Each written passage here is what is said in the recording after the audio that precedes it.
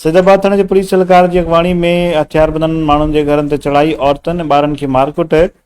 चढ़ाई दौरान पुलिस ऐं हथियारबंद तां क़ीमती सामान फुर करण जा इल्ज़ाम। पुलिस एहलकार गुलण जा मसरस ॿाहिरि असांजे दर ज़मीन ऐं घरनि ते कब्ज़ा करण लाइ हिरासा कनि पिया। मुतासिर धुर जो हाला प्रेस क्लब पहुची एहतजाज कयो वियो। वली मोहम्मद मेमून जी रिपोर्ट मूजिब उन मौक़े ते एहतजाज करण जो चवण हो त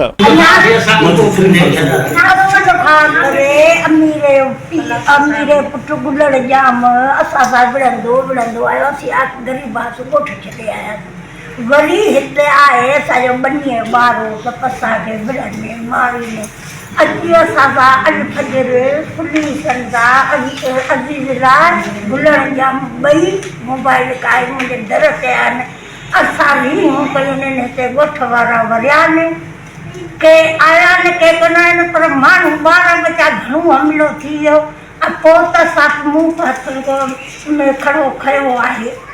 उन जो आऊं कल्ह ॻाल्हि करियां थी वाक़ई तंहिंखां पोइ मुंहिंजी जायूं केरु पोइ वञी ॾिसी त हींअर किरोड़नि बि कान मिलंदी। उहा मूंखे धमूरीअ में छॾाराए ऐं आऊं तई टपड़ खणी करे कूटे मारियसि त पोइ मुंहिंजी अञा जान कोन था छॾी। हिकिड़ी न बि फिरती करियो, रोज़ु मूंखे ड्रामो ठाहे वेठा। आऊं त ग़रीब आहियां न, पोइ वीचारो ज़मीनदारी मुंहिंजी एॾी आहे, इहे 4 एकड़ में उन ते 30-35 माण्हुनि जा पर सेठ चए त असांखे ॾे। हिते खां पोइ मारींदुसि।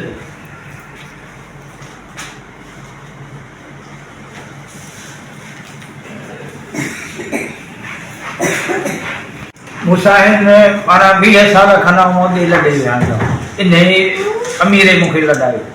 मूं ते अॻे बि हिन केस कया, वरी पे चोरींदो आयो, वरी हींअर बि माना बने पाड़ीअ तां इन में दिलदार त बनूं मुंहिंजो इहो ॿधो साॻियो, वरी पे हिननि भॻो आहे। वरी आऊं अमीरे ते विया त पुटनि सां गुलण जाम असांजे दर ते पुलिस जी मोबाइल खाए, जंहिंमें ड्यूटी पाण कंदो आहे। हूअं ई पुलिस जी मोबाइल हुन जे हवाले आहे। उहा सुलगाड़ी थाणे ते मोबाइल पूजे पिया हुन जे हवाले, ऐं हुन असांजे दर ते आयो ऐं असांजे माइंदा ॿियो जो कोन्हे भाउ आहे, उन जी ड्यूटी कराची में आहे ऐं हुन ड्यूटी बि ते कोन्हे, पोइ वर्दी पाए पिया हुन पुलिस वारा ॿधियो आहे। ऐं असांजे घर में दाख़िल थी, असीं वाधू कोन्हे, असीं बनीअ ते वाधू। असांजे घर में दाख़िल थी, असांजे ॿारनि खां थोरो मुज़मत कई आहे, सभु कुझु कयो आहे। उन ते ॻोठ गॾनि ते ॻोठ गॾु थियो आहे।